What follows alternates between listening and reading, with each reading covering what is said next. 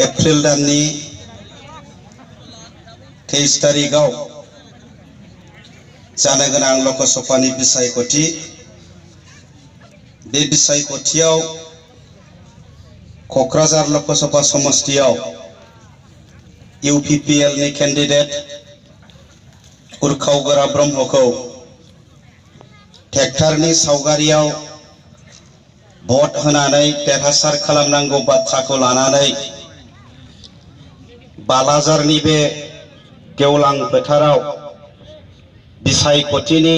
मोनसे मेल जिरायनाय जादों आरो बे जथुमनाय मेलखौ दैदेननाय people's joint action committee for Bodoland मुभमेन्टनि चिरां जिल्लानि दैदेनगिरि बिथां बेवहाय बाहागो लानाय बड' वुमेन जस्टिस फरामनि आफादगिरि मानाव गेदेर अनजालि दैमारि बिथां people's joint action committee for Bodoland मुभमेन्टनि लिंथुमगिरि लोगो लिंथुमगिरि गर्जन मुसाहारि 13 नम्बर चिरां समस्तिनि MCLA थामहिनबा UPPL नि गाहाय नेहाथारि मावथि ब्रह्म हाज'वारि NDP UPP People's Joint Action Committee for Boroland Movement आरो बर'नि गुबुन गुबुन आफादनि दैदेनगिरि नोंथांमोन दिनैनि बे गेवलां मेलाव बिसायख'थिनि गेवलां मेलाव बाहागो लाफैनाय बे हालामनि खाथि खाला ओनसोलनि सिबिजाथाव आइ आफा रायजो राजा नोंथांमोन सान्दुंबो गोसा अखाबो हायो सान्दुंनि थाखाय साथा हमनांदों अखा हाबाबो अखा सिजानांदों सान्दुंखौ सहायनो हायिनि रायजोफ्रा दंफां सायायाव जिरायदों अट'नि सिङाव जिरायदों गारि सिङाव जिरायनानै दङ सायाफोराव दङ बर' आइजोफ्रा गावनि अनजालु फिसालाखौ गावनि अनजालि फिसाजोखौ आखायाव बामनानै बिखुङाव बानानै दिनैनि बे हाबाफारियाव बाहागो लाफैदों 70 बोसोरनि आयंआ 60 बोसोरनि आयंआ 80 बोसोरनि बोराय बुरैयाबो दिनैनि बे हाबाफारियाव बाहागो लाफैदों आं फोथायो फिसा बामनानै मानो बेवहाय फैदों इउजि ब्रह्मनो भट होनो थाखायनो फैदों आं फोथायो फिसा बानानै मानो बेवहाय फैदों इउजि ब्रह्मनो भट होनो थाखायनो बेवहाय फैदों आं फोथायो 70-80 बोसोरनि बोराय बुरिया बेवहाय मानो फैदों ट्रेक्टरनि सावगारियाव भट होनो थाखायनो फैदों आं फोथायो सान्दुं गोसायावबो साथा लानानै मानो बेवहाय फैदों इउजि ब्रह्मनो भट होनो थाखायनो फैदों आं फोथायो अखानि बोथोरावबो बैसागु जानायखौ दोननानैबो दिनै मानो बेवहाय फैदों ट्रेक्टरनि सावगारियाव भट होनोनो फैदों आंनि फोथायनाया नंमारगौबा आंनि फोथायनायजों नांमोननि फैनायजों एखे मारब्ला इउजि ब्रह्मनो भट होनो फैमारदोंबा ट्रेक्टरनि सावगारियाव भट होनोनो फैमारदोंबा रायजो राजा नोंथांमोना जेरावखि खना खनला थाया मानो इउजि ब्रह्मनि थाखाय खेबसे जोबोद गोबारै आखाइ खबनांगौ आं नोंथांमोनखौ खावलायो लास्ट खेबसे दायो आखाइ खबबावनांगोन खिन्थु गोसोआव ला आखाइल' खबनानै जानाय नङा गोसो गोरबोआबो खबफानांगोन बिखायाबो खबनांगोन आखाइल' खबनानै जानाय नङा मानगोनां रायजो राजा नोंथांमोन बयनिबो आखायाव स्मार्ट मबाइल दङ बे आखाइनि स्मार्ट मबाइलाव जायफ्रा इउट्युबाव नायबाय बैसागुनि आवगाय सानथाम आवगाय बयबो नुदों जानो हागौ क'क्राझार सराइबिलाव जमदुवार सराइबिलाव क'क्राझारनि सासे EM BTC नि EM मिथुनजय बसुमतारिया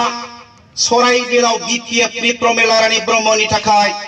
मिटिं लिंनो होदोंमोन PCDC चेयारमेनखौ बिथाङा फैसा रानबाय फैसा बाहायबाय गारिबो हमबाय गोबां रायजोफोरखौ लिंबाय मिथिङाव थांनांगौ बिनि थाखाय फैसाबो रानबाय समा जाबाय मिथिंनिया सानै साथामबो फैयाखसै सासेबो फैयाखसै मिथिङा फेलें सराइबिलाव बेलासियाव रागा जोंनानै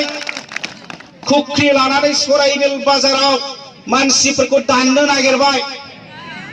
दाननोलाय बहा हानो खुमब्रा फाननायखौ दानस'लांबाय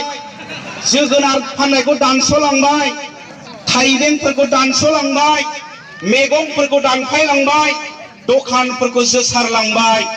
बेनिखायनो आं बुंनो नागिरदों नोंथांमोन प्रमेला रानी नायबा बिपिएफनि थाखाय दिनै रायजोफ्रा भट होनो थियारि नङा बेयो दिनै फोरमान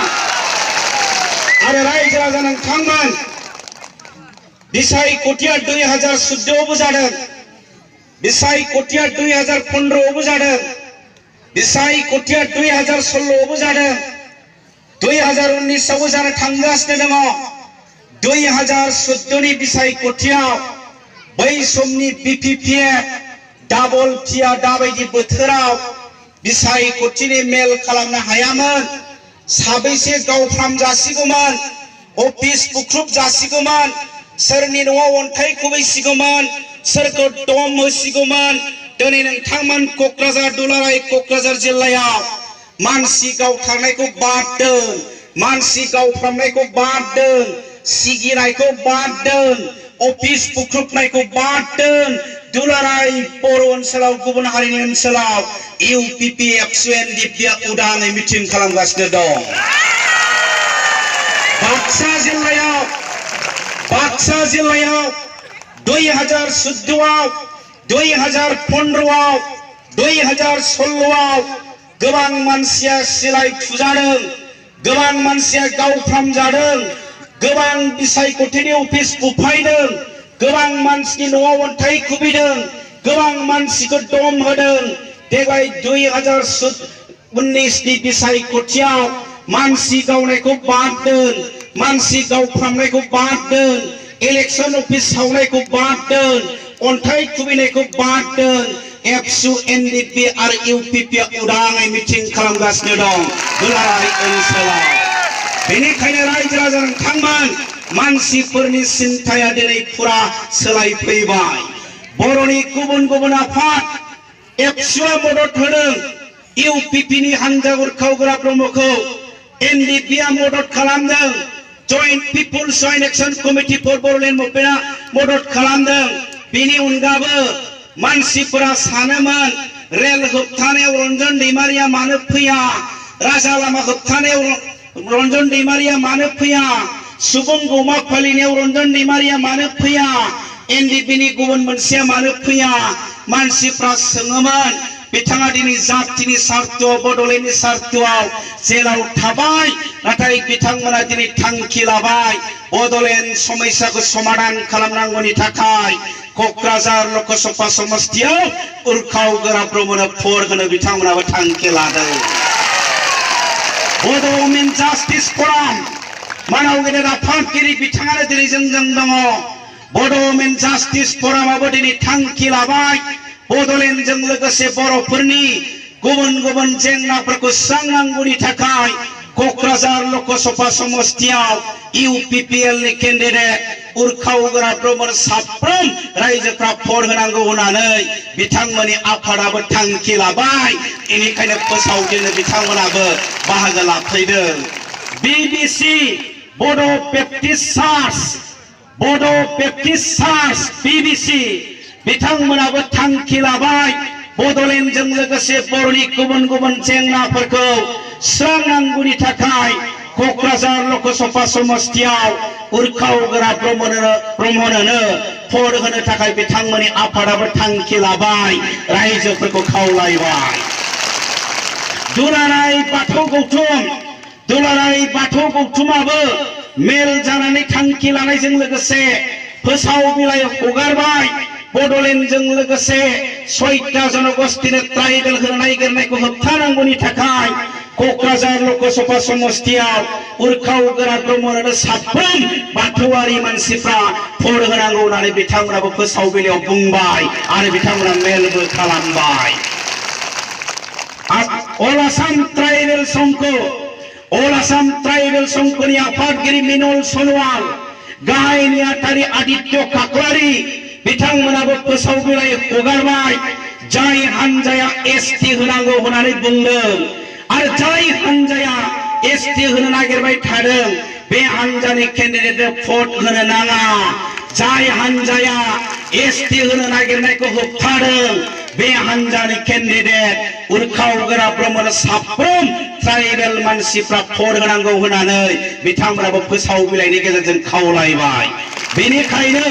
Raijala Zanang Tangman, Dularai Boroni Apat, Dularai Kokazar, Dularai Baksa, Sirang auto Bungango Gaikaya, Sabai Emsel Dera Kadang Tangai Barauna, Bini Kana 90% Boropra, UPP candidate, UC promoter for Gana Zatini Sartuao, Tiare Zabai, Rajarazan Tangan. Bini Wandabo, Primary Committee BPF Bimangiri Pra. Zilla level ni BPF ni Bimangiri Pra, block level ni BPF ni Bimangiri Pra,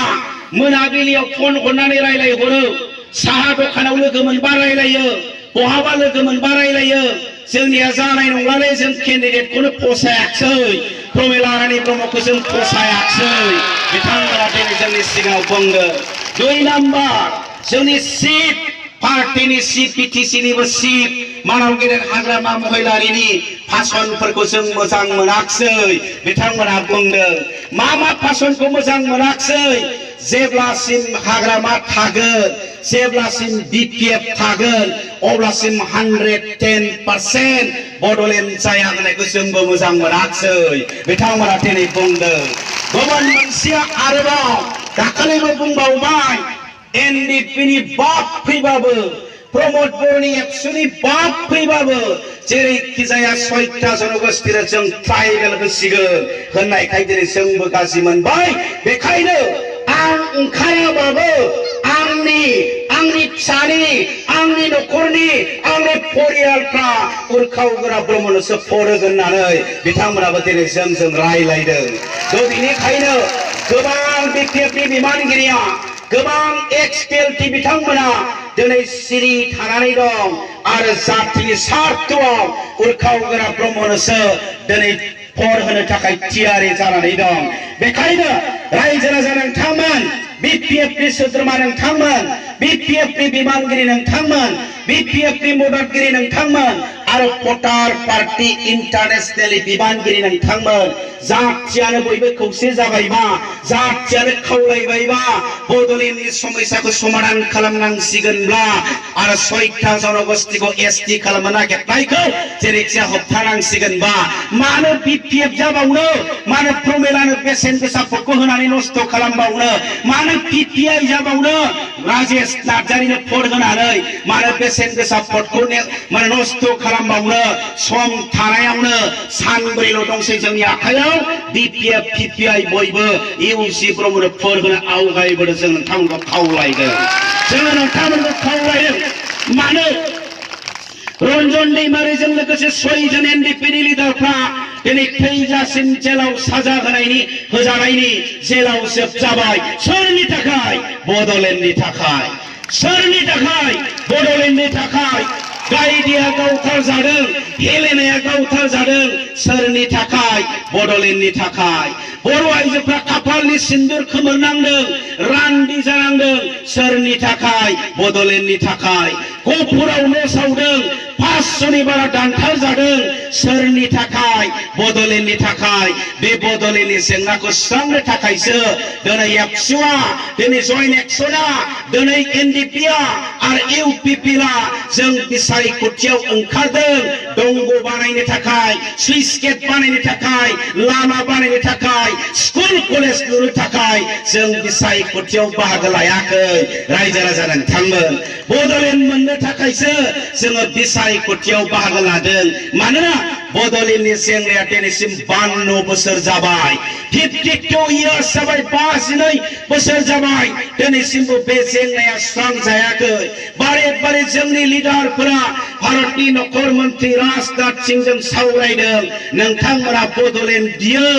आन्दलनबो खालामो नाथाय नोंथांमोननि MLA आ मदद खालामा नोंथांमोना बड'लेण्ड बियो नोंथांमोना आन्दलन खालामो नाथाय नोंथांमोननि एमपि आ बड'लेण्ड बिया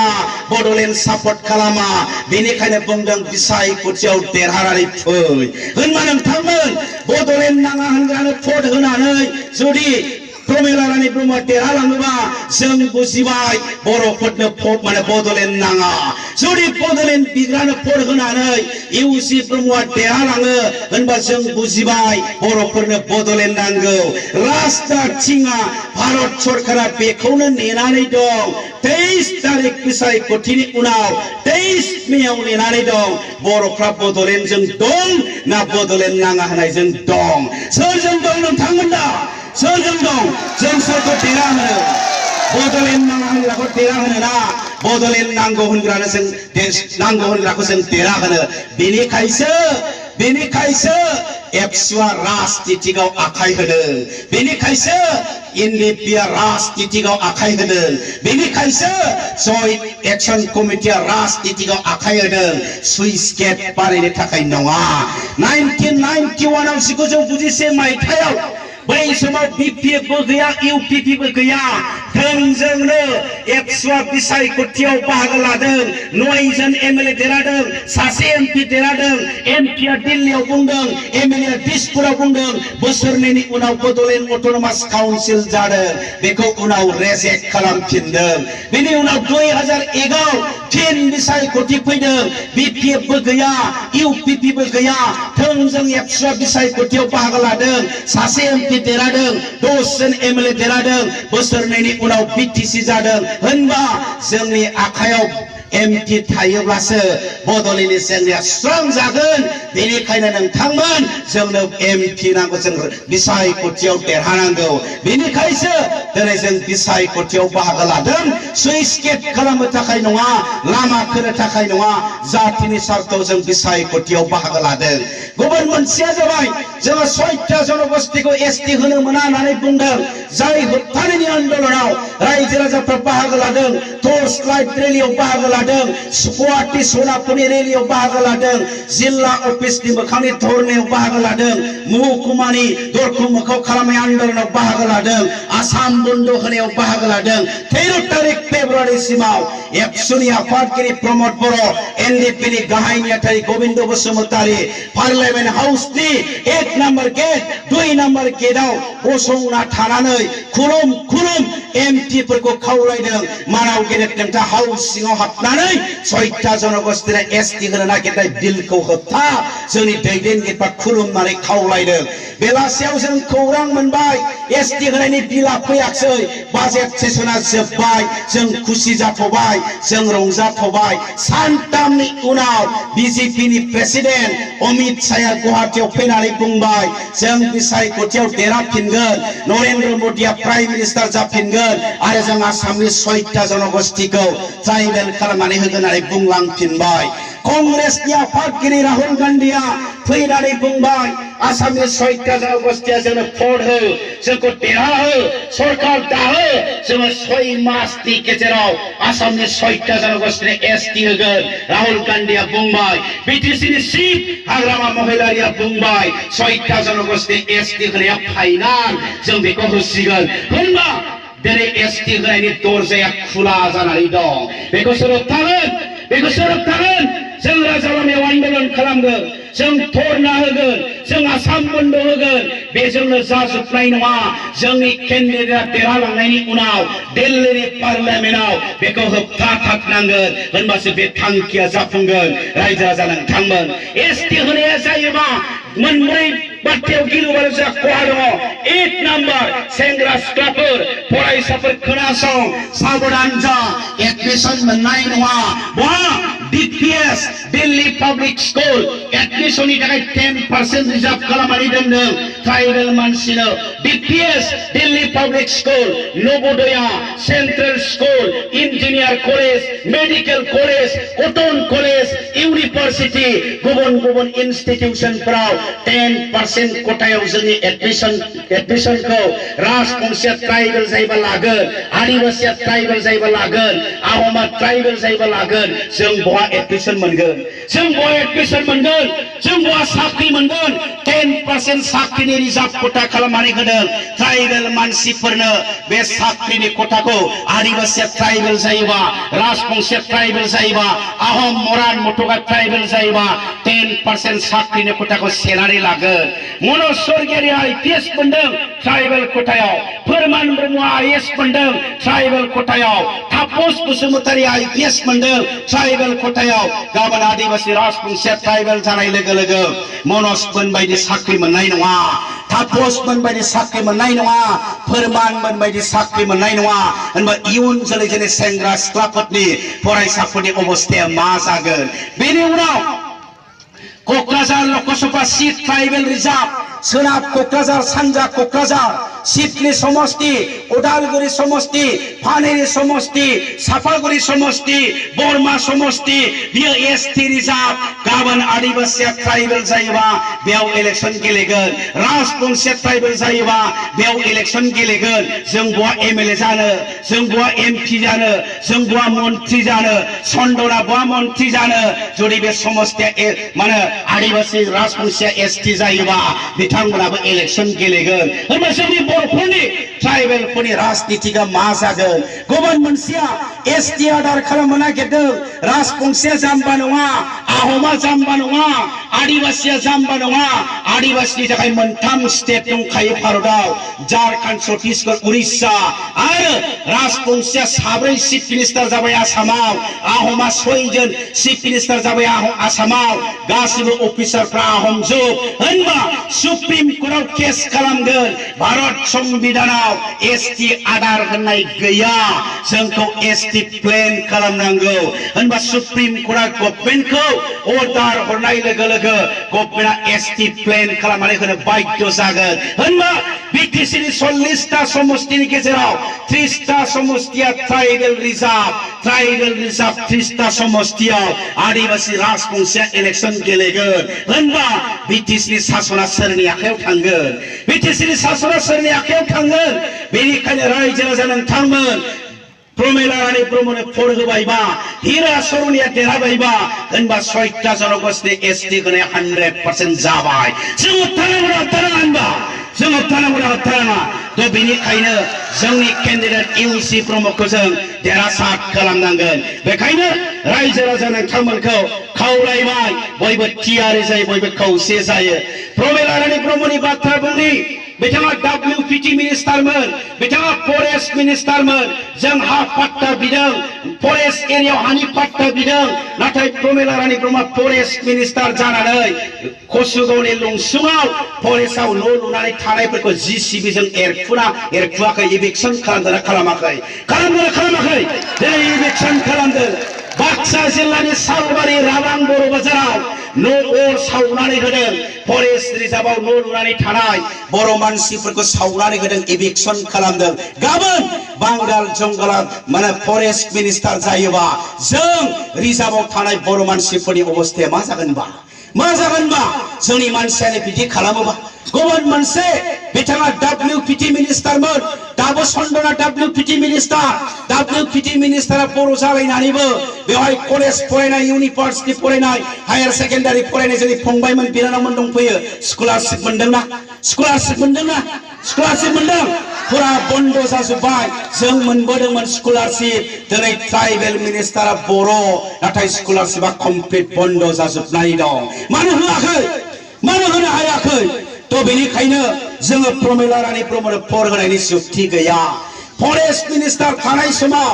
खौरांगिरिफ्रा सोंदोंमोन प्रमेला रानी ब्रह्मखौ जे काजिरङानि गान्दा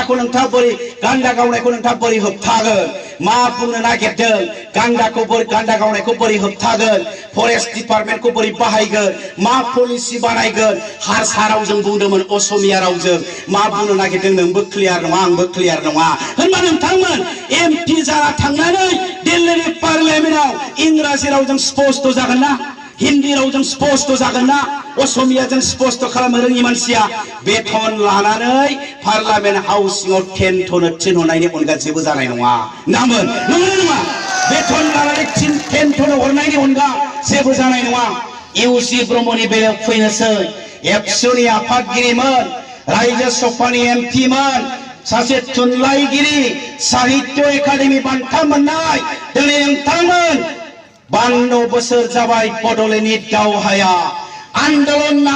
नागाद बिपिएफ जाबाय कांग्रेस जाबाय बीजेपी जाबाय एसीपी जाबाय सोरबा थैबाय सोरबा खारखुमाबाय सोरबा कन्ट्रेक्टर जानानै सिरि थाबाय बर' जाथियाव सानसेल' बर' जाथि थांनायनि आन्दोलननि दावहा थिलियाव दासिमबो सान्थि गाहाय बायदि थुंग्रि लानानै दावहा नांगासिनो दं बियो सोर बियो जाबाय इउजि ब्रह्म रावबो गैला दिनै बे सासेल'सै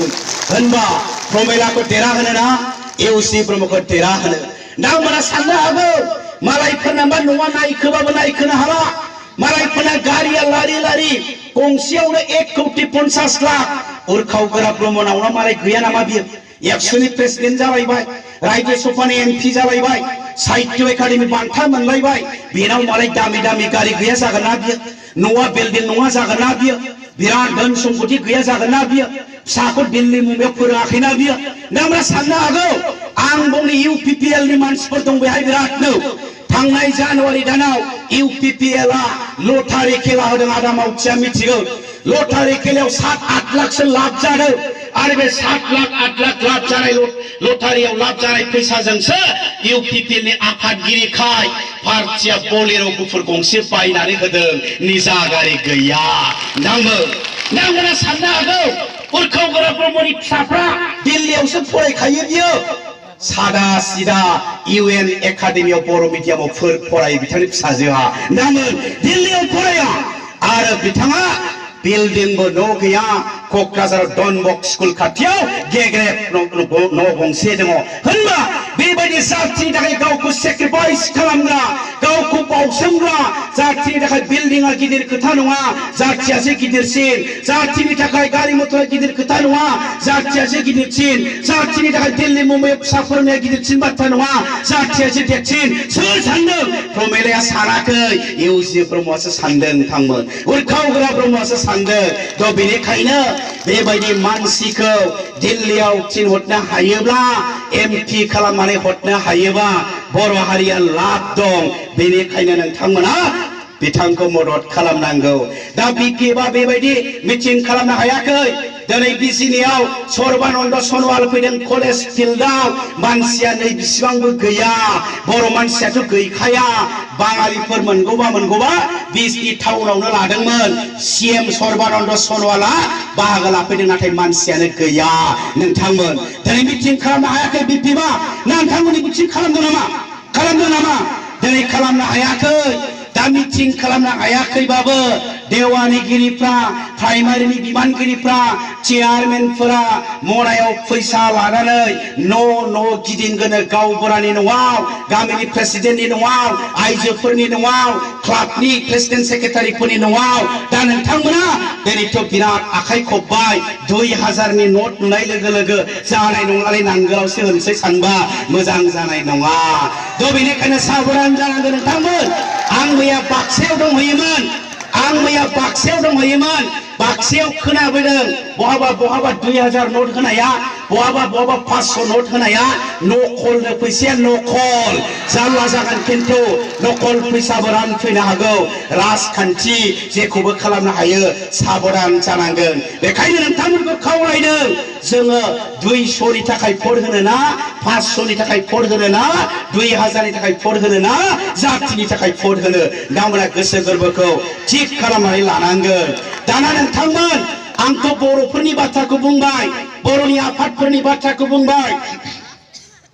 दा बेजों लोगोसे गुबुन हारिफ्राबो जोंखौ मदद खालामनो लैहोर फैदों बदरुद्दीन आजमल AIUDF प्रेसिडेंट बिथाङा हेलिकप्टार लाना फैनानै दाख्लै धालिगाव मोनसे मिटिं खालामखांबाय मैया गसाइगाव खालामबाय 20 तारिखआव भबानिफ्राव खालामगोन मुस्लिम मानसिफ्रा दिनै UC ब्रह्मनो भट होनो लोब लोब ओंखारबोनानै दङ होनबा बर' मानसियानो दंखायोसै मुसलमाननि भट मोनदेरोबा जों जेनबावगोन होनबा जों जेनबावगोन ना दिनैहाय जोंनि देरहानाया स्पष्ट जानानै दं आदिबासिया फैदों नाथजुगिया फैदों आमसुआ फैदों नेपालिफोरा फैदों माने गार' राभाफोरा फैदों गुबुन गुबुन हारिनि गुबुन गुबुन आफादफोरजों दिनै सावरायनानै एग्रिमेन्ट खालामदों जे एबार नोंथांमोना जोंनि केन्डिडेट उरखावग्राफोरनो भट हो बिथांमोना मानिदों थ' बेनिखायनो गुबुन हारिफ्राबो दिनै सानफा UPPआव जयेन जाफैगासिनो दङ होनबा जोङो बर' आरो गुबुनफोरनि भट मोननानै जोंनि केन्डिडेटआ देरहानाया दिनै लामाया खुला जानानै दङ बेनिखायनो जोङो बे सुबिदाखौ नागारनो नाङा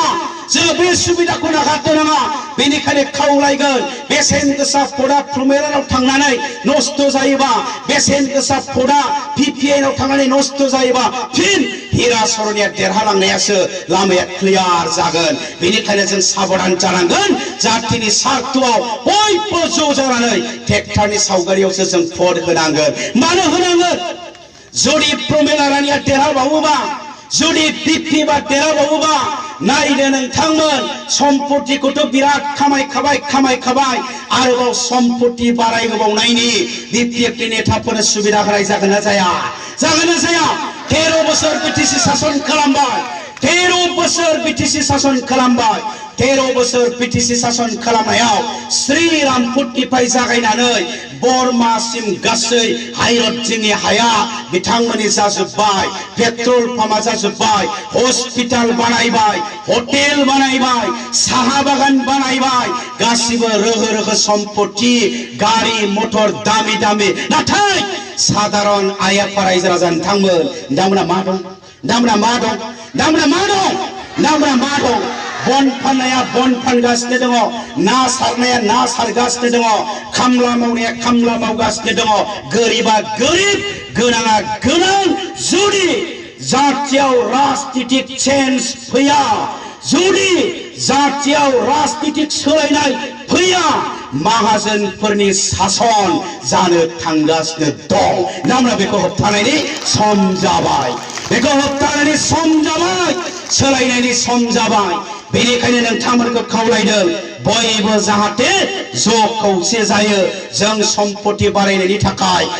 मानसि थैयाखै आन्दोलन खालामाखै साफा सानै मानसि माहाजोन जानो थाखाय जों आन्दोलन खालामाखै बर' जातिखौ जाति हिसाबै फोथांना दोनोसो जों आन्दोलन खालामदों बेनिखायनो मानगोनां रायजो राजा नोंथांमोन आखाइजों नङा गोसो गोरबोजोंबो आखाइजोंबो बे बालाजारनि फोथारा साखि जाबाय 23 तारिख एप्रिलाव गावनि भट सेन्टाराव थांनानै ट्रेक्टरनि सावगारियाव भट होनानै UC ब्रह्मखौ देरहासार खालामनांगौ गामियाव थांफिननानै दिनैनि मिटिंआव फैयिफोरखौ न' थांनानै खावलायनांगौ बयखौबो ट्रेक्टरनि सावगारियाव भट होनो खावलायनांगौ 500नि थाखाय 2000नि थाखाय बेदर मोनजानायनि थाखाय रावबो सोलायला